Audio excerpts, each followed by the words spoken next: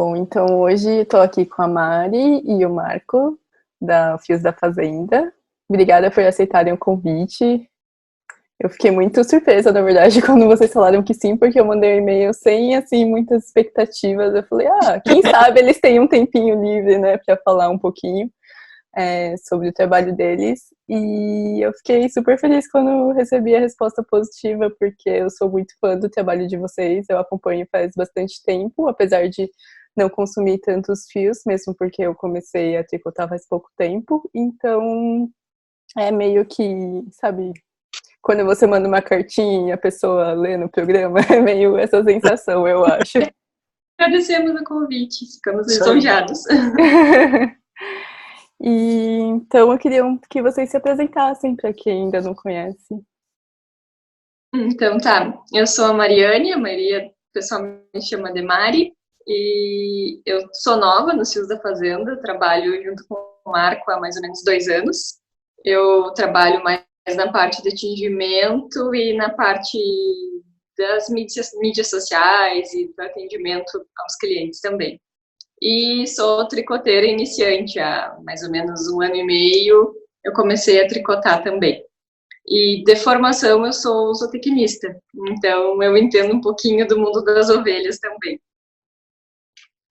Eu sou o Marco, eu estou nessa dos fios e dos tingimentos artesanais já fazem uns 13 anos ou 14, e sou criador de ovelhas. Nossa, que legal, eu não sabia que tinha assim essa diferença. Eu achei que vocês estavam juntos há, não talvez desde o começo, mas há mais tempo. Então a Mari também está aprendendo as coisas do tricô, que nem eu. Exatamente. E você, Marco, você tricota? Ainda não, eu já fiz uma primeira mini aula com a nossa amiga Iris Alessi, lá em Curitiba, uns 2 anos atrás. Eu fiz e a Mari fez também. Eu só fiz os pontos no dia lá, eu voltei para casa e não pratiquei mais. Ela voltou e praticou hoje, ela faz tricô e eu não, ainda. Super Charles. Pois é, mas eu vou aprender, eu acho legal. É engraçado porque as pessoas que eu acompanho, principalmente do exterior, que produzem fios, a maioria, não que produz fio, né? A maioria que eu acompanho tinge fios e elas começaram a tingir porque tricotavam. Então, no seu caso, foi um caminho bem diferente, né? Foi porque tinha as ovelhas, então começou a produzir fio. O caminho foi por aí, porque tinha lã, e tinha ovelha, depois descobrimos que tinha demanda por fios, porque as pessoas queriam fios naturais e não tinha, e o caminho foi por aí. Aí no podcast, né, do Chá com Novelos, vocês contaram um pouco mais também sobre a história de vocês, esse caminho, então não vou repetir o papo por aqui, né, senão vai ficar uma coisa redundante. Quem quiser saber mais, vai lá no podcast, que eles falaram bastante, e as meninas fizeram umas perguntas bem interessantes também, eu achei. Foi bem sobre bom. Os fios, assim, dá pra aprender muita coisa, né? Então, como eu falei, antes de começar a tricotar, eu ficava namorando os fios. Eu entrava no site ainda quando era fazendo a caixa d'água e ficava vendo, e eu não entendia nada, eu não sabia o que era merino, nem sabia que tinha vários tipos de ovelha. Pra mim, ovelha era uma só, e aí eu ficava, fio merino, o que será que é isso, né? E dei uma pesquisada, mas bem por cima, porque eu acho que pra quem faz, eu fazia crochê antes, e pra quem faz crochê, eu não sei se era só a minha percepção, mas eu acho que o crochê acaba usando mais fios de algodão, assim, pelo menos no Brasil, né? Todas as pessoas que estavam em volta de mim usavam fios de algodão para fazer, tipo, blusinha, sei lá, naquela época tava na moda biquíni de crochê, que voltou agora. Mas, então eu pensava, o dia, quando eu tricotar, eu vou usar o fio de lã. Hoje em dia eu sei que dá pra fazer crochê com fio de lã também, né? Fazer chales, umas coisas bem legais.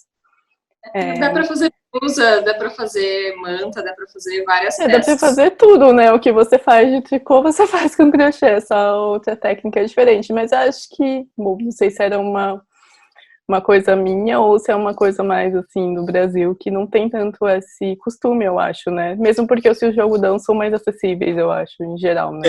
Eu tenho essa percepção também, não sei se no exterior é assim, mas eu acho que a gente tem essa noção, assim, que as pessoas do crochê, no geral, não conhecem os fios de lã, e muita gente pergunta, dá para fazer crochê com esse fio? E fio é fio, né? Qualquer fio dá para fazer crochê, dá para fazer tricô, dá para fazer quiser. Mas eu não sei como é no exterior, mas aqui realmente é isso mesmo. É muito pouca gente do crochê ainda nas lãs. Talvez essas coisas... Aqui no Japão eu vejo que tem muitas peças, quando você vai nas lojas, eles têm muitas amostras das peças, e tem muitas peças de crochê de lã, porque aqui as pessoas fazem os dois, mas eu acho que o crochê é um pouco mais forte, acho que por ser um pouco mais fácil, assim, né, também para quem é iniciante, então tem muitas peças de crochê em fio de, como fala? De algodão ou de seda, assim, fios bem fininhos, que faz aquelas toalhinhas, não sei o que, coisas rendadas, mas tem também peças tipo colete, casaco, assim, com fio bem grosso de crochê. Eu até fiquei meio surpresa quando vi da primeira vez. Mas, enfim. Aí, então, eu ficava lá namorando os fios, mas aí, finalmente, eu comprei um que era o Merino Worsted e fiz um gorro pro meu cunhado. Eu achei bem legal, porque é um fio bem fofinho, né? Ele não é torcido, né? Então eu fiquei, gente, que fio é esse? Eu pensei, nossa, será que veio certo quando eu peguei? Porque eu nunca tinha visto daquele jeito, achei muito diferente. E eu achei que ficou legal pro gorro, né? Porque é uma peça que fica bem levinha, com um fio mais grosso, enfim. E aí depois, quando a Paula falou pra fazer o test knit dessa blusa, né, da Mio, eu falei, vou tentar usar então um fio de lã, porque era o que ela tinha usado na amostra dela, e também porque eu queria fazer alguma coisa mais coloridinha, então escolhi o fio de vocês, que é o SOC, o seu número da cor, mas é a cor Sky, né, que é um azul, todo misturado. 469. 469. Enfim, chegou minha chance de usar. E aí depois,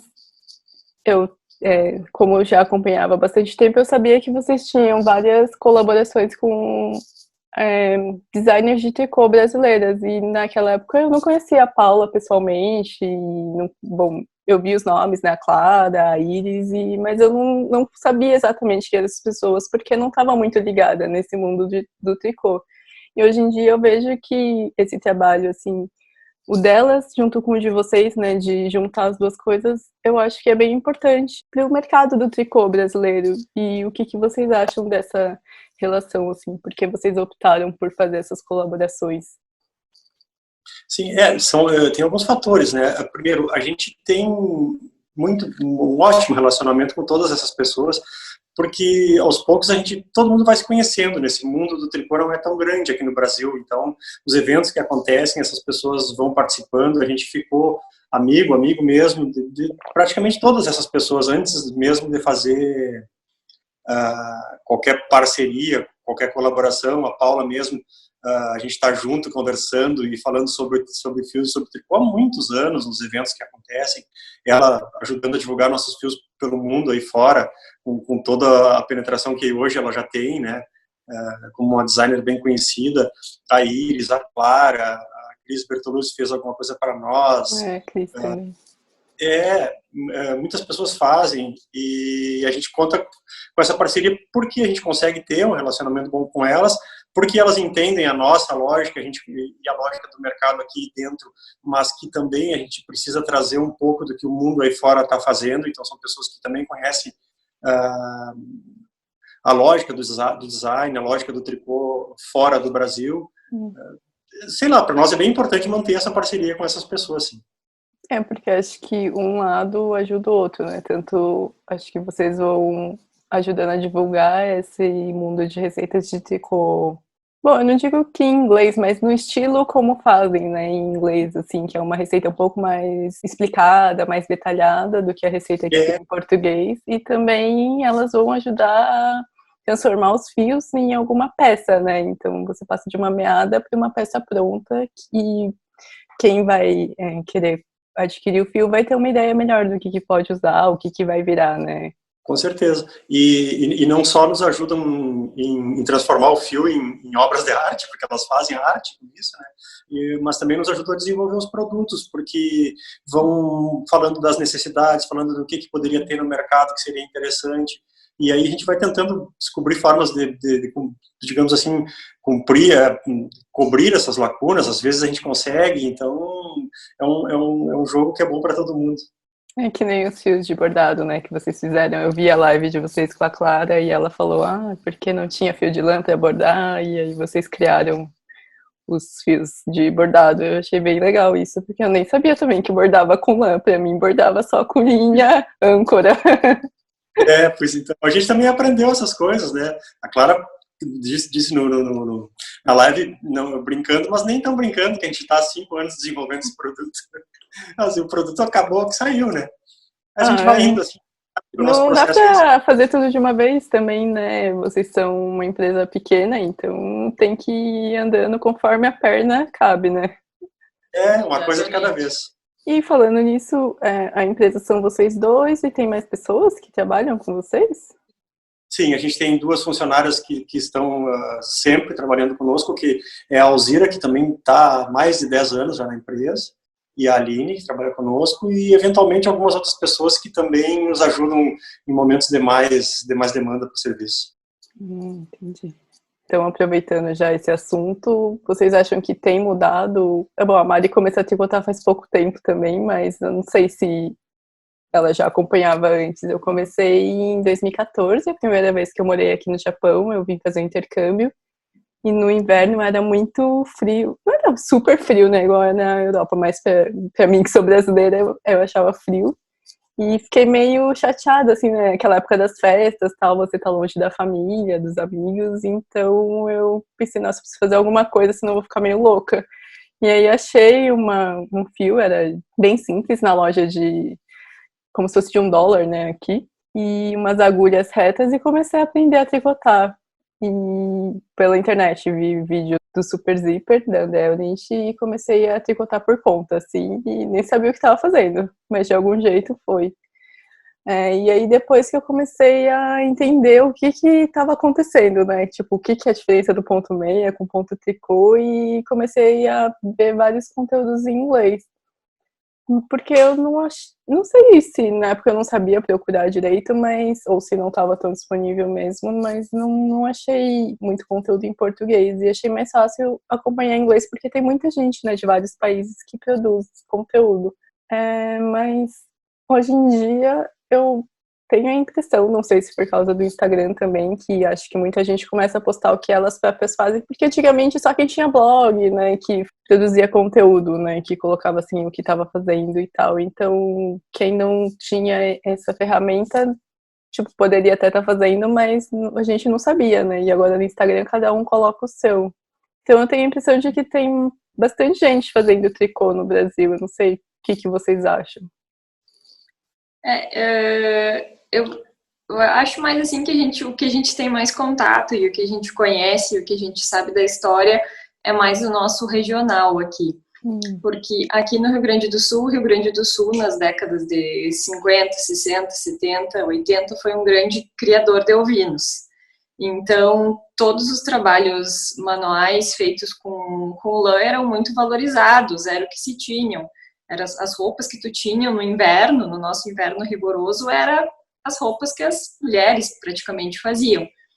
E lá, em algumas dessas décadas, teve uma crise muito grande nesse mercado da lã, por vários fatores, internos e externos. E por causa disso e a partir disso, começou a entrar muita coisa pronta, muita coisa sintética, muita coisa barata, e houve uma inversão de valores. O que era bom e o que era bonito não era mais aquele trabalho manual, era aquilo que tinha pronto e barato.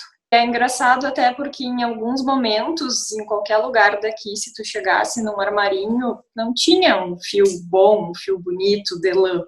Tinha, como eu disse, esses sintéticos mais baratos e não tão bons. E esse próprio trabalho manual, ele foi sendo visto como um trabalho degradante, um trabalho... Priorizado. Não sei se por ser feito por mulheres, por ser feito em casa. Acho que isso foi um conjunto de fatores que levaram a isso. Mas nos últimos anos, eu acredito que sim, que esse trabalho manual ele tem sido mais valorizado. Eu acho que os trabalhos manuais em geral, não só o tricô feito com lã, acho que o crochê, todos os trabalhos manuais por diversos fatores. E, inclusive, agora, nesse período conturbado que a gente está vivendo, a gente está sentindo isso e a gente está vendo na pele mesmo que muita gente chega até nós como usando isso até como uma terapia, digamos assim. Então, eu acho que são vários fatores que, sim, antes eu estava comentando que em algumas décadas eram as roupas que a gente tinha, eram as roupas que as bisavós e as avós faziam, e isso pulou uma geração. Hoje são as netas e as bisnetas que estão fazendo tricô. Eu acho que teve uma lacuna, né, nesse período que a lã deu lugar ao sintético, ao acrílico, como a gente diz. Houve uma lacuna, houve uma geração ou duas que deixaram de tricotar. E isso agora está voltando. Sim. Eu acho que tem e não só por a gente estar vendo, por causa do Instagram, do Facebook, dessas mídias. Dos eventos também. Também pelos eventos. Não se tinha no Brasil um congresso brasileiro de tricô, um simpósio brasileiro de tricô. Hoje tem. Lá fora a gente sabe que há mais tempo esses encontros acontecem, aqui não tinha isso. Então eu acho que esse trabalho sim está sendo muito valorizado. A gente tem designers também, né, trabalhando com tricô, gente nova no mercado entrando e querendo mexer com tricô, com trabalhos manuais, com têxtil manual. Então as coisas estão mudando sim, eu acho que sim. Acho que tem muito também, né, esse resgate das artes manuais como um todo, igual vocês falaram, porque a minha mãe mesmo comenta isso, né, uma coisa bem localizada, mas acho que é um exemplo. Porque ela disse que quando ela era criança, ninguém comprava roupa pronta, né? Eram só pessoas muito ricas, porque era uma coisa meio que inacessível, todo mundo fazia roupa em casa. Então, mesmo a minha avó, ela aprendeu a costurar, corte e costura, porque ela precisava fazer roupa para todos os filhos, né? E naquela geração tinha essa coisa do estigma de você ter que fazer, né? Não porque você gosta de fazer, mas você era obrigada a fazer, então nem sempre a pessoa gostava de costurar ou de tecer, mas ela tinha que fazer. E meio que por isso eu tenho a impressão de que passou a geração seguinte ficou com isso. Tipo, eu não vou ficar gastando meu tempo aprendendo essas coisas aqui, sendo que eu vou trabalhar fora, eu vou comprar roupa pronta, né? Começaram a surgir as lojas de departamento também, né? Tinha o Mapping, não sei se tinha no Sul também, mas minha mãe morava em São Paulo e ela falava muito, tipo, que ia pro Mapping, enfim. Tinha mais essa facilidade, né? Assim como surgiram os fios sintéticos, também surgiu tecido sintético, tudo, né? Voltou a ser essa coisa, tipo, prática, né? E agora a gente percebe que essa praticidade, ela tem um custo, né? Essa terceira geração, no caso, tá percebendo que tudo isso tem um preço, né? Você querer ter as coisas mais práticas de um lado, você tá perdendo outras coisas por trás disso, né? Ou ainda bem... Aquilo que é muito fácil para ti, muito fácil e muito barato, foi difícil e caro para alguém, né? Tem uma outra... Alguém tá fazendo, né, esse trabalho para você. Em todos os mercados isso teoricamente deveria ser observado, né? Se a gente está conseguindo obter algum produto muito barato, alguém está perdendo com isso, né? A gente aqui, como está na ponta só para ilustrar isso que a Mari falou, às vezes a gente fala sobre isso, a gente que está aqui na ponta também da produção rural, quem cria ovelhas, por exemplo, ou quem produz comida na agricultura, sente bastante isso. E às vezes a pessoa que está lá na cidade não se dá conta desse detalhe. Mas quando na cidade alguém comemora que a comida está barata, tem gente tomando prejuízo para produzir essa comida no campo. Sim, meus pais trabalham com agricultura. Meu pai é engenheiro agrônomo e hoje em dia ele e a minha mãe são sócios numa distribuidora de orgânicos. Então eles distribuem hortifruti, né, orgânico. E, bom, apesar de eu ter crescido no interior, eu nunca fui assim, a gente não morava no sítio e tal, não trabalhava diretamente com a produção. Sempre meu pai teve, né, na roça, assim, mas a gente era criança da cidade. E agora que eles estão na parte da distribuição dos produtos, que eu comecei a acompanhar um pouco mais o trabalho deles, e eu sempre escutava meu pai falando assim, porque, sei lá, a cebola caiu o preço, então fulano teve que vender, sei lá, para preço de banana, né? Então, o que ele estava contando para aquele ano inteiro, ele ganhou, não sei, 1/3 daquilo que ele queria. E quando eu era pequena, eu não entendia isso, eu ficava, sei lá, né, coitado, mas depois, quando você começa a assimilar o que isso quer dizer, né, você fica pensando que todo mundo está muito desassociado desse processo todo, né? Então, lógico, todo mundo quer fazer o seu dinheiro render, mas ao mesmo tempo você tem que ter esse equilíbrio, né, entre todas as peças, né? Então, tem que ter um limite. E normalmente quem está nessa parte de produção mais manual, mais, como se diz, na ponta, né, da cadeia, é o que sofre mais, né? Porque é o trabalho mais difícil. Quem está na roça, quem está na criação, né, no caso das ovelhas, é o que está lá na lida do dia a dia no campo, no sol, na chuva.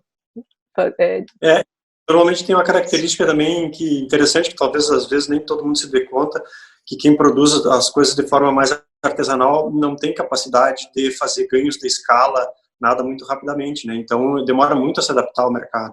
Se o preço cai, aquela pessoa simplesmente não vai produzir mais, ela vai deixar de ganhar dinheiro. Não é como na indústria, digamos assim, ficou mais barato, mas aí produz muito mais porque vai vender mais barato e no ganho de escala compensa uma coisa pela outra. Na produção manual não tem como fazer isso. Quando o preço cai muito para quem produz, ele simplesmente fica sem renda. É verdade. Eu escuto muito podcast que chama Entrelaçadas, né? Ele chamava podcast Agulhas e agora mudou para Entrelaçadas. Eu não sei se vocês conhecem.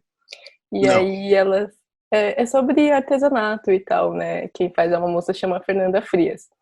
E é bem interessante porque elas falam muito sobre isso de quem faz artesanato em casa, principalmente para quem vende, né? E muita gente não tem essa noção de que você não tem como produzir em escala mesmo, né? Eu já trabalhei com artesanato para vender, então fazia acessórios, carteiras, bolsas, enfim.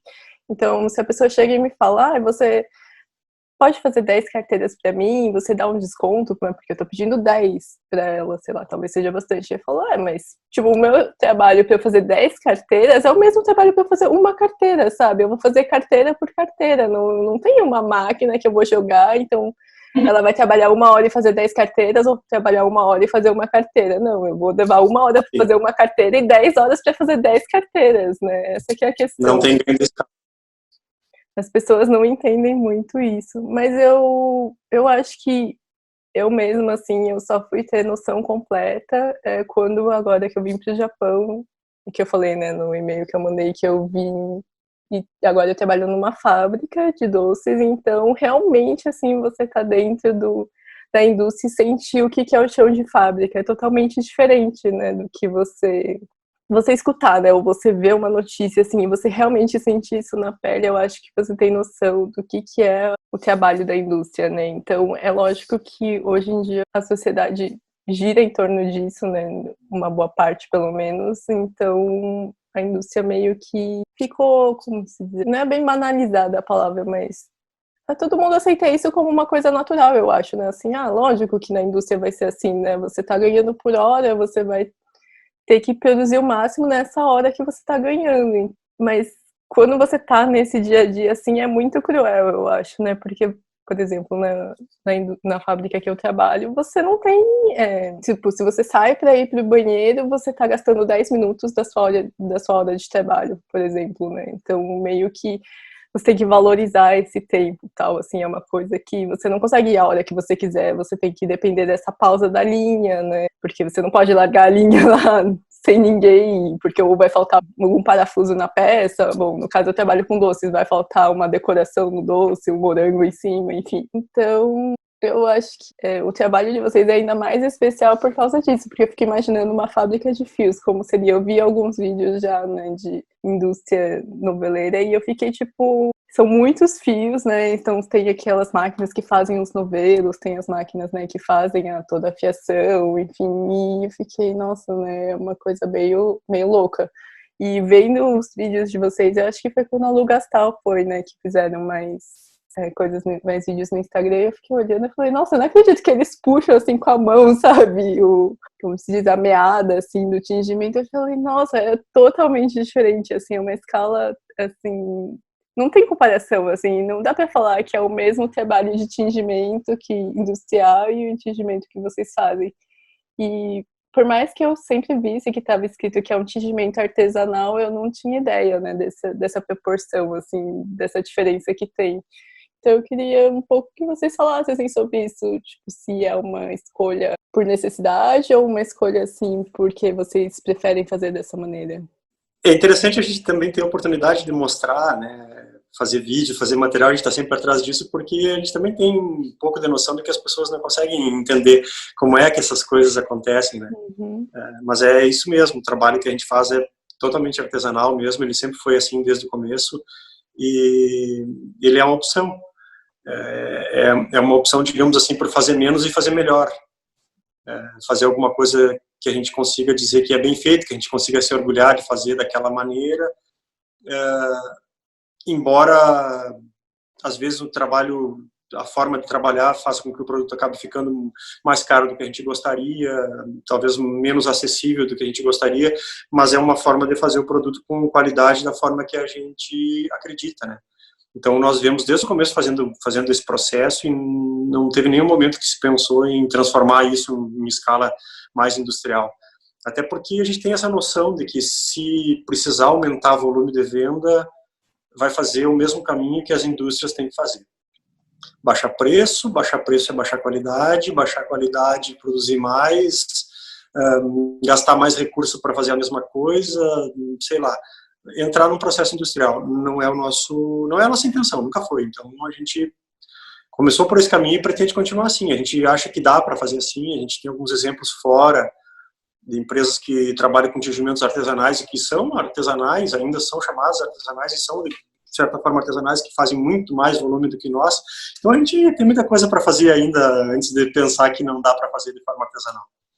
Mas mesmo dentro desse processo artesanal, talvez vocês tenham alguma ideia de tornar talvez o processo um pouco mais fácil, assim, porque parece ser bem cansativo, né? Você ficar tingindo, misturando, enfim, sem a ajuda de outros equipamentos. Eu não sei se existe também, eu não sei como funciona isso na verdade. Tudo que eu vi. Essa é exatamente a questão. Essa é exatamente a questão. A gente faz o processo bem rudimentar porque não existe equipamento para o tamanho que a gente tem, para um tamanho que não seja industrial. Não existe aqui no Brasil, fora deve ter, mas aí para chegar aqui para nós é inacessível, é caríssimo.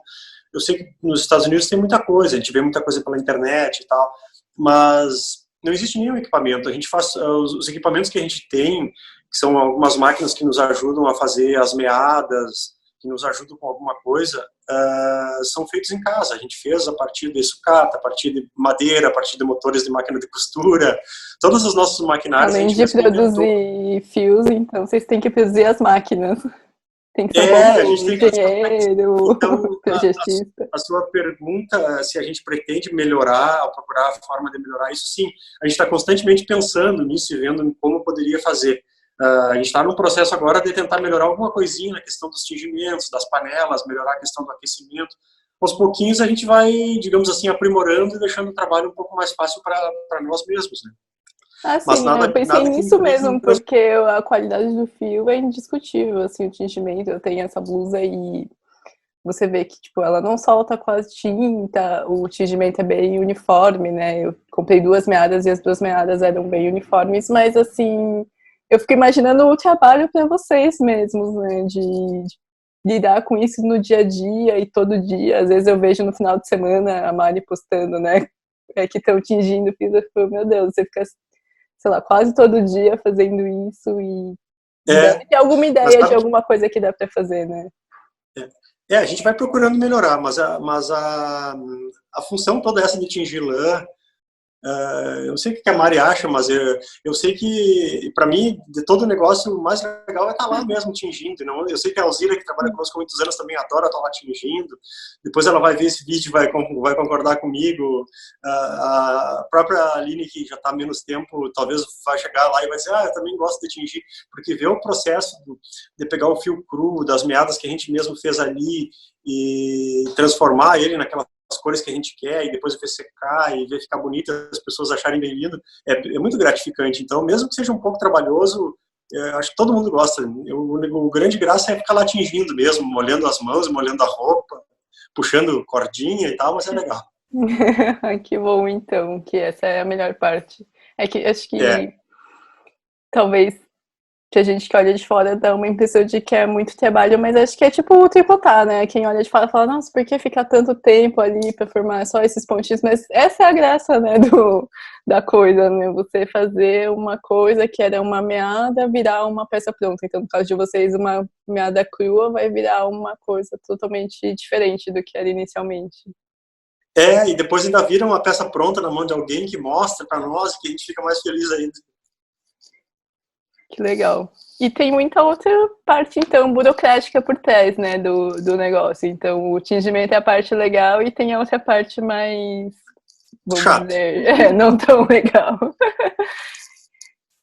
Tem sim. A gente tem... Em todos os negócios tem, Sim, né? Tem essa parte da loja virtual, enfim... Tributação, coisas do governo. Mas é o que a Mari falou, toda empresa tem. O que toda empresa não tem, que é bem legal, é o tingimento que a gente tem, né? Eu fico pensando, gente, quem que faz contabilidade, fica o dia inteiro lá vendo imposto, taxa, porque, gente, a pessoa realmente gosta do negócio, porque eu não ia aguentar ficar lá.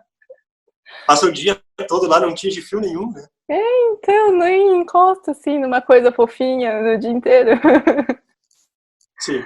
Mas a gente faz tudo o que tem que fazer, a gente ataca em todas as pontas, cuida da parte financeira, administrativa, site, loja virtual, transporte, comprar suprimentos. A logística, né?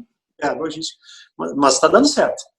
É isso que também acho que, bom, pra quem nunca viu, é um pouco difícil, né, de entender, assim, quem nunca teve seu próprio negócio, de entender toda essa parte por trás, né? As clientes de vocês devem ser bem legais nesse sentido, né? Mas muita gente, quando eu vendia online, as pessoas cobravam, né? Tipo, resposta logo, alguma coisa assim. E eu ficava, meu Deus, mas só uma, né? Não tenho como ficar o dia inteiro lá no celular respondendo e tentando tirar dúvidas, é só na hora que dá, né? Porque senão não sai nenhuma peça. Eu acho que para vocês também tem que ter essa questão do tempo, assim, bem cronometrada. É mais complicado de administrar isso. A gente, na verdade, às vezes precisa se policiar um pouco, porque as pessoas estão perguntando sempre, dia e noite.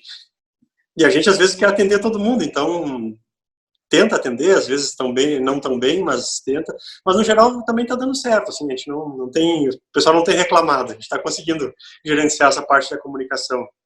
A gente tem agora eu só lembro de duas, não lembro se tem mais algum outro fator, 2 fatores, que a gente depende muito e que a gente não tem como controlar, que é o tempo, porque a gente precisa de sol para secar as meadas. Sim, clima. E, né, então, isso, clima.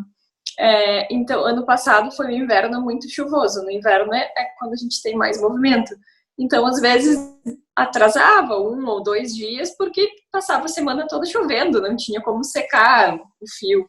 E a gente não tem como mandar um fio úmido que não secou direito, vai fazer a meada, não vai dar certo, né? Sim, vai bolorar. E outro fator que também, mas eu acho que não é só a nós, eu acho que é a todo mundo do Brasil, é a questão da logística, do transporte, né? Sim. Que é bem complicado, às vezes diz que vai entregar em 3 dias, entrega em 7, aí a transportadora vai vir coletar, não coleta. Aqui nós estamos numa cidade de 16 mil habitantes, não tem coleta de transportadora todos os dias, às vezes a gente precisa se deslocar até outra transportadora, até outra cidade para levar os pedidos na transportadora. Então a gente depende muito desses 2 fatores também, que estão além da nossa vontade. Não tem como controlar, né? Ainda São Pedro não tem como atender todo mundo. Alguém tá pedindo chuva enquanto vocês pedem o sol. É verdade. E falando agora sobre os fios em si, eu vou usar esse aqui, o da Casa da Vivi, né? No Merino Sock. Que o meu cunhado trouxe pra mim no final do ano passado, porque eu já tava aqui no Japão, né, quando lançou essa cor, e eu gostei muito da tagzinha nova, porque os outros fios que eu tinha eram com aquela antiga, né, que era pendurada, assim. Sim. E aí eu não sabia, mas ontem, eu acho, eu vi que vocês comentaram, quando eu escutei o podcast do Chato com Novelos, vocês comentaram, né, que dentro tem as instruções de lavagem e tal, eu não sabia, eu não tinha tirado ainda a faixa, agora... legal, e aí dentro dava, né, pra ver, assim, eu achei super legal isso, porque às vezes a gente faz a peça e dá de presente, mas você não sabe o que a pessoa que ganhou vai fazer, né, com aquilo lá, de repente ela taca na máquina. Eu mesma aqui, eu tenho uma blusa de lã que eu comprei, era de um brechó e era 100% lã, mas era uma blusa industrial. Mas mesmo assim, como era 100% lã, eu achei bem gostosa de usar e comprei. Aí o meu marido pegou do cesto de roupa suja e tacou na máquina direto. E aí, como não era, acho que um fio sem nenhum tratamento, ela até que sobreviveu, mas não era um fio superwash também. Então ela deu uma encolhidinha, assim, ficou meio durinha, assim. Mas dá pra vestir ainda, pelo menos. E esse fio de vocês também, né? Ele é não superwash. Não sei como fala em português, não sei se tem algum termo. Não. Não tem, né? Fala superwash também. Na verdade, o próprio superwash é muito desconhecido aqui no Brasil, né? Então, a gente não tem, talvez, falando em português, lá em Portugal talvez tenha, mas aqui no Brasil as pessoas só falam em lã, nem imaginam o que é superwash, então não existe nenhum termo específico para uma lã que não seja com esse tratamento. É bem raro mesmo. Comum, não sei. É normal, né? Sem tratamento, né? Não tratado. É que, bom, em inglês elas falam non-superwash, então a sigla é aquele NSW, né? E quando eu comecei a ver, eu ficava, gente, o que é essa lã NSW? Eu pensava que era algum tipo de ovelha, né, assim, da raça. Sim. O que é esse negócio? Aí depois que eu fui entender, então se tem um superwash, deve ser o que não é superwash, né? Vai na lógica.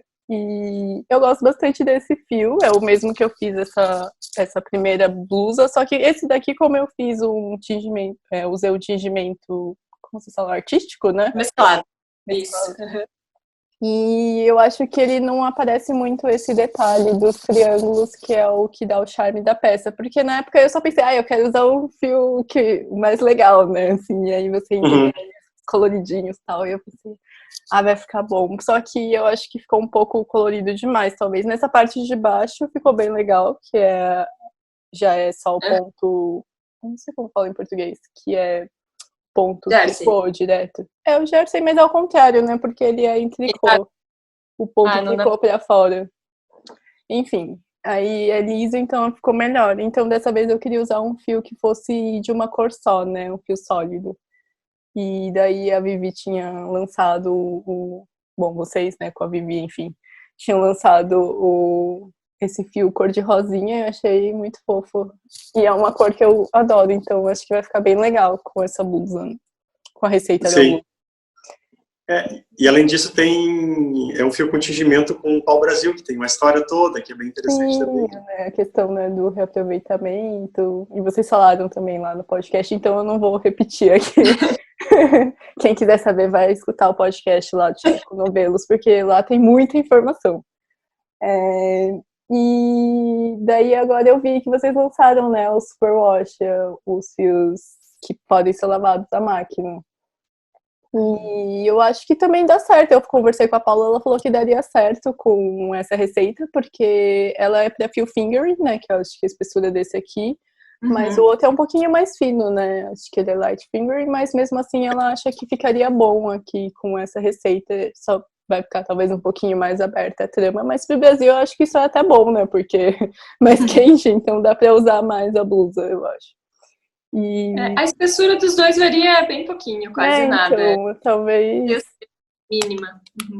Depende do jeito que a pessoa tricota, também da tensão, várias coisas. Falando um pouco do fio, eu vejo, assim, em indie dyers, né, em pessoas que fazem o tingimento artesanal fora do Brasil, mesmo aqui no Japão tem algumas pessoas que usam, e, assim, 99% das pessoas usam fio superwash, né, poucas pessoas usam um fio que não é superwash, o que eu vejo mais de argumentos para isso é porque é um fio que é mais fácil das pessoas, tem mais aceitação, né, das próprias tricoteiras no exterior, pela facilidade de manutenção, enfim, e principalmente pela questão do tingimento, porque o fio que é superwash, ele já sofreu um processo químico, né, então ele fica mais aberto. Eu fico imaginando que é como se fosse o fio do cabelo, não sei se eu tô falando besteira, vocês vão me corrigir.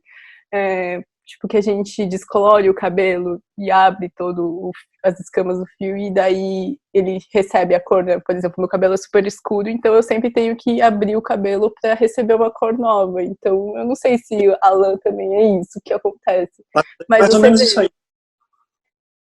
Porque você vê que o fio superwash, ele realmente pega a cor fica mais intensa, e quando tem várias cores, como esse fio que é mesclado, né, você vê mais, assim, essas cores ficam um pouco mais evidente, né, isso, porque fica mais definido, né. Então, queria falar que vocês falassem um pouquinho sobre isso, sobre essa questão do fio superwash, porque vocês escolheram trabalhar com ele, assim, e se vocês acham que não é ruim essa questão do fio superwash dele já ter esse tratamento prévio, assim, porque é um processo químico a mais que está envolvido na produção do fio. Eu não sei se vocês escolheram ele mais por uma questão de mercado ou porque vocês acham esse fio, assim, uma coisa também boa, assim, vamos dizer, para ser usada. Bom, tem os dois caminhos, né? Na verdade, a gente foi atrás de voltar a oferecer fios com tratamento superwash, porque a gente tem demanda das pessoas por esse tipo de produto. Em alguns casos específicos, ele é muito mais indicado. Por isso mesmo a gente lançou já de cara um fio com tratamento superwash e um pouco de nylon para quem quer fazer meias. A gente tinha um fio fingering que a gente propunha, digamos assim, para as pessoas fazerem meias, mas ele não era o fio ideal para quem quisesse fazer meia, justamente porque as pessoas querem isso aí. Que as pessoas querem colocar na máquina as meias, né? E elas querem usar intensivamente as meias, e daí o calcanhar vai furar, e todas aquelas questões assim que um fio especificamente para se fazer meias ou até para roupas de uso muito diário, que tem que lavar muito, roupa de criança, precisaria ser um fio que pudesse ser mais de forma mais prática ser lavado. Então, pela demanda das pessoas, a gente achou interessante oferecer como opção, não é o nosso caminho único. A gente vai continuar trabalhando com fios não superwash, a gente vai procurar também outras coisas, a gente vai lançar algumas coisas com outras fibras, se possível, em seguida. A gente está com bastante coisa nova, mas tudo em cima do que as pessoas estão procurando, não é especificamente uma busca nossa. Claro que não vamos deixar de dizer que é legal também trabalhar com superwash, porque os tingimentos ficam muito bonitos neles, a gente consegue reproduzir ideias que a gente tem, a Mari cria algumas cores ali que depois na hora de colocar na prática nem sempre sai igual no fio, e no superwash sai muito melhor. E até por uma questão de mercados, como isso que você falou, assim, todo mundo fora do Brasil, todo mundo, são esses 99%, está produzindo com fio superwash. Então eles apresentam um produto que a gente às vezes não consegue chegar nem perto em termos de cores, porque o nosso não tem superwash.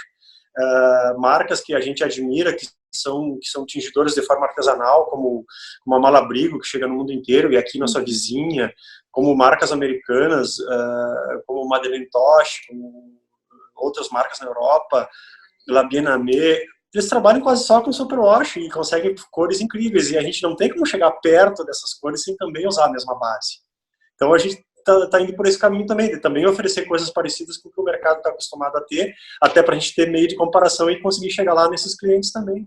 Sim, porque agora que vocês têm a loja virtual no exterior, eu acho que vai ser uma coisa... Eu acho que talvez uma coisa até puxe a outra, né? As pessoas vão ver os fios superwash, que tem esse apelo visual, talvez, a princípio mais, como se diz, interessante, mas e depois vão ver que tem os fios não superwash, que eles são, assim, um pouco uma cartela mais, eu não sei como falo em português, em inglês falam muted, né, mais suave, vamos dizer assim, mas que quando você pega na mão, assim, que nem esse fio, né, que é o de pau-brasil, dá pra você ver que ele tem umas nuances, é quase um semi-solid, né, que eles falam em inglês, que ele não é um tingimento, assim, 100% igual você pega o fio industrial, né, que a cor é bem sólida, né, bem aquele bloco de cor, né, então agora que você tem uma certa variaçãozinha que você só consegue sentir quando você pega o fio ao vivo, né, e quando você vai tecendo a peça, isso dá uma diferença, assim, porque não fica aquela peça, aquele fio, vamos dizer, sólido, bem aquele bloquinho, assim. Você vê que tem uma certa variaçãozinha na cor que dá um movimento na peça, né? E eu acho que isso faz bastante diferença. E o nosso processo artesanal o nosso e o dos outros artesanais vai acabar sempre sendo assim, né? A gente dificilmente vai conseguir fazer cores totalmente sólidas e a gente nem busca isso porque o processo é assim mesmo, a gente acha que as pessoas acham que o interessante é assim, dessa forma, então fica bonito, né? Essa aqui é a graça do negócio, né? Porque senão é só mais fácil você ir lá na loja e pegar um novelo industrial. Por que você vai investir, né? Porque é um investimento em um fio artesanal. Eu acho que é essa graça do material em si e do trabalho, né? Do trabalho de tingimento. Mas eu vejo em várias páginas, assim, de fora que as pessoas, muita gente está preferindo voltar, né? Já para o fio não superwash, eu acho que teve um boom de fio superwash, então as pessoas testaram fio superwash, gostaram a princípio, mas muita gente acaba voltando para o não superwash pela própria textura, né? Porque ele tem um toque mais rústico e que muita gente prefere quando vai fazer alguma peça de lã, principalmente peças para o frio, né? Porque tem gente que fala que é piniquenta a lã, mas eu li um livro da Clara Parks, que é The Book of Wool, eu acho que se chama, e ela fala assim que é como se fosse um crunch, né? Então você pega um pão e você pega a casca e ela tem aquele crunch que é o que dá a graça do pão, né? E eu acho que o fio de lã, que ele é natural ou não superwash, ele também tem esse crunch, essa coisa assim que você pega e sente essa textura, né? É que nem você usa uma roupa de linho, que tem também uma textura diferente, não é uma seda, por exemplo. Mas que isso que dá a graça na peça também, é uma parte, né, interessante da lã. Então, eu espero que as pessoas continuem também comprando esse daqui, apesar de ter a opção superwash para quem quer fazer meia, roupa de neném, enfim, mas para outras peças continue usando o fio que não é superwash, porque eu acho que vale muito a pena experimentar, né? Com certeza. E tem realmente essa questão do toque, né? Embora que a gente tenha conseguido agora produzir um fio que está ficando muito legal em termos de maciez, como o superwash, o toque dele é um pouquinho diferente, sim. Para quem está acostumado a experimentar um fio, de um para o outro tem uma diferencinha. E a última pergunta que eu tinha pensado é se vocês têm algum fio preferido. Eu não sei se essa é uma pergunta que vocês vão conseguir responder, porque deve ser igual você pedir para uma mãe escolher o filho preferido, né? Talvez até. Acho que depende muito do ponto de vista, né? Tem o ponto de vista de quem está atingindo e tem o ponto de vista de quem está tricotando. Então, acho que um pouquinho. E tem o, digamos, um terceiro ponto de vista que eu acho que é só aquele visual, assim. Porque quando tu olha dois fios, tu olha, por exemplo, aquele nosso fio lace, que é um fio bem fininho, e olha o fio jumbo, que ele é grandão, é fofão. Nossa, o fio jumbo, ele te dá uma sensação, assim, de, ai, como é fofinho, ai, quero abraçar. É verdade. Aí quando tu tá atingindo também, esses fios superwash, eles absorvem a cor de uma maneira diferente, então enquanto tu tá fazendo ali, principalmente quando são essas cores mescladas, tu fica ali, uau, nossa, que lindo. Mas eu, como tricoteira, o fio que eu prefiro é o fio soque, esse que tu tens aí, com agulha 13,5. Eu já olho mais por um outro ponto de vista, mais pelo resultado visual mesmo. Eu gosto mais daqueles que ficam mais bonitos quando ficam prontos. Então, às vezes, a gente vai lançando um fio novo, que às vezes até a gente não tinha nem muita expectativa com ele. A gente lançou um fio agora há pouco, ano passado, que foi o Corredale Craft, que é, como todo mundo só fala em merino, que é a melhor lã do mundo, a lã mais fina do mundo, a gente nem tem grandes expectativas com um fio que seja de uma raça que tenha lã um pouco mais espessa, com uma fibra mais grossa um pouquinho. Então, mas aí lançamos esse Corredale Craft e eu adoro esse fio. Ele é um fio que fica bonito, o tingimento é bonito. Eu gosto. A torção dele é muito boa. Ele é um fio que, mesmo sendo Corredale, ele é um fio que ficou muito macio, porque ele tem uma torção que não é aquele muito torcido. Então, ele é um fio gostoso. Às vezes você então fazer aquela gola? Isso, a gola calafate, receita da Iris. Lá na Vivi a gente fez um workshop com esse fio. Então ele é um fio que na verdade, ele é é de uma lã que custa menos, é um fio mais barato, mas ele é visualmente é muito bonito, o resultado das coisas que fazem com ele é muito bonito também. Então, por exemplo, para mim, eu gosto muito desse fio aí. Hoje é um dos fios que eu mais gosto. E teve uma boa aceitação a Corredale ou as pessoas ainda têm uma certa resistência? A gente tinha um único fio Corredale na nossa cartela por muitos anos, que chamava Corredale Bulk. É um fio de pouca torção também, sem cabos, é um single. E do ano passado a gente lançou 2 fios Corredale, que foi esse Craft, que é esse que eu estava falando agora, e o Jumbo, que a Mari acabou de falar, que é um fio bem grosso, que a gente faz meadas de 200 gramas. E os dois foram super bem aceitos, o pessoal gostou muito. Os dois fizeram muito mais sucesso do que o antigo nosso Corredale Bulk de muitos anos. E eu gostei também das cores, né? Eu vi esse craft por causa da gola, eu fui dar uma xeretada pra ver como que era e ficou com umas cores muito legais. Eu não sei se a cor base da lã é um pouco diferente, mas me dá a impressão de que são as cores um pouco mais vivas do que... Ele fica brilhoso. Porque a fibra também é mais grossa e um pouco mais brilhosa, né, do Corredale em relação ao merino. E a gente optou por fazer nesse fio porque os primeiros testes de tingimento que a gente fez ficaram dessa forma. A gente optou por fazer ele mais semissólido ainda, deixando um pouco variado. E a gente fez todas as cores com essa técnica de deixar um pouquinho semissólido, exagerar um pouquinho no semissólido, digamos assim. Então, ficou muito bonito, porque ficou meio com uma espécie de uma luminosidade assim no tingimento. Sim, essa variação de cores dá essa questão, né, do brilho, vamos dizer, porque você vê aquela coisa chapada, né? E eu vi na gola da Calafate que a definição dos pontos também é bem bonita, né? Não sei se porque é um pouco mais grosso também, ou a torção, enfim, eu achei que ficou bem legal, porque tem fios que, torcidos, quando você faz as tranças, enfim, pontos mais trabalhados, fica um pouco, se perde, né, isso, e nesse fio não ficou. Ficou legal. Ficou bem redondinho, fica bem, bem definidos os pontinhos. Ai, que legal. Então tá bom, tem mais alguma coisa que vocês querem falar? Queremos agradecer a oportunidade de falar mais um pouco. Imagina, eu que tenho que agradecer pela presença de vocês. Estou muito honrada por ter vocês aqui na minha casinha nessa... Bom, aqui já é quarta-feira, né? Para vocês ainda é terça-feira à noite, aqui é quarta-feira de manhã. Para nós também é uma honra estar conversando contigo internacionalmente, intercontinental, do outro lado do mundo, né?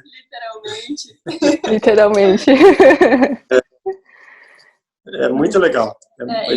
Obrigada por fazer esse call escolher o nosso fio para fazer a segunda edição da tua blusa, digamos assim. Tomara que as pessoas se empolguem também, né, de usar o fio de vocês ou algum outro fio de lã natural. Eu sei que também tem uma questão do preço, né? Nem sempre a gente pode, ainda mais hoje em dia que muita gente está numa situação um pouco complicada, né, por causa da pandemia, enfim, mas eu acho que quem puder, assim, adquirir um fio de lã natural é uma opção que vai deixar, assim, a blusa mais bonita ainda, né, se a pessoa resolver participar do Knit Along. Eu usei nessa pequena duas meadas do fio Salk, que é seu tamanho, é o menor tamanho, é o XS. Só que eu acho que muito poucas a gente vai vestir, porque pra mim ela fica bem justinha, fica tipo uma camiseta, não fica tipo uma blusa, né, que seja uma blusa pra você colocar por cima. Mas na época, enfim, por vários motivos eu acabei fazendo o XP, o XS, eu acho, é o menor tamanho, e agora eu vou fazer eu ainda tô na dúvida se eu vou fazer o tamanho S ou M, mas de qualquer maneira precisa de 3 novelos. Então, se for um tamanho pequeno, a média, acho que 3 novelos, e os tamanhos maiores, 4 novelos. Então não são tantos novelos assim, né? Tem blusas que vão 6 novelos, enfim, eu acho que é uma blusa que vai uma quantidade razoável, mesmo porque é o fio fingering, né? Então ele meio que rende mais, né? Se quem faz blusa com fio DK ou worsted, aí já normalmente acaba precisando de pelo menos 5 novelos, mesmo que seja um tamanho menor, né? E eu acho que, bom, quem puder se arriscar, enfim, tentar alguma coisa nova com fio natural, acho que não vai se arrepender, porque mesmo todo mundo fala assim, dá muito trabalho, você tem que lavar a mão e tal, mas eu acho que depois que você faz e você teve todo aquele trabalho, até é gostoso você lavar, sabe? Você botar na água e você sente aquele cheiro de ovelha, assim, que vem. E aí, você vai, sei lá, torcer, esticar, fica tão bonitinho, né? Depois quando você estica a blusa pronta, né? O chale pronto, enfim, você vê a fibra se abrindo, assim, eu acho que é um cuidado que a gente tem com a peça que nem vira, assim, uma obrigação, uma coisa que você faz, assim, com gosto até, né? Depois que você vê a peça pronta. Sim, continua fazendo parte do trabalho, né? É verdade, porque esse lavar, ele transforma a peça, né, depois de pronta, eu acho. Bom, então tá bom. Muito obrigada por vocês terem reservado esse tempinho aqui comigo. Tá ficando meio tarde para vocês também. Espero que tenham uma boa noite.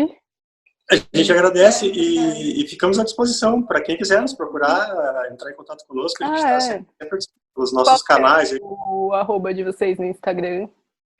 @Fios da Fazenda. Sim. E aí então, aqui no YouTube também tá Fios da Fazenda, né? Também tá Fios da Fazenda. Lá no nosso site a gente tem um WhatsApp Business lá, para quem quiser nos contatar diretamente também no nosso site Fios da Fazenda. Tem até isso agora, eu nem sabia que tinha WhatsApp Business. Isso. Mas está tudo à disposição, a gente está sempre conversando com todo mundo aí, tanto daqui do Brasil quanto as pessoas que estão aí fora querendo saber sobre os nossos produtos. Tem muita gente que nos contata em português, tem gente que contata em outras línguas, a gente dá um jeito de se comunicar e responde também. Hoje em dia tem Google Tradutor, né? Tem. E aí no inglês e no espanhol a gente mais ou menos se vira, arrisca, né? E se vier em japonês a gente pede ajuda para você. Tá bom, então. Vamos ver se eu vou dar conta. Mas, enfim, se vocês quiserem falar com o Marco e a Mari, eles são super acessíveis, gente. Eu mandei um e-mail pro Marco faz um tempão e ele respondeu todas as minhas dúvidas, que ele já deve ter respondido para milhões de pessoas, mas mesmo assim ele não deixou o meu e-mail para trás e agora eles aceitaram estar aqui comigo. Então, se vocês quiserem falar com eles, com certeza eles vão responder para vocês. Vamos sim. Obrigado. Então tá, boa noite. Obrigada. Boa noite, tchau. Tchau.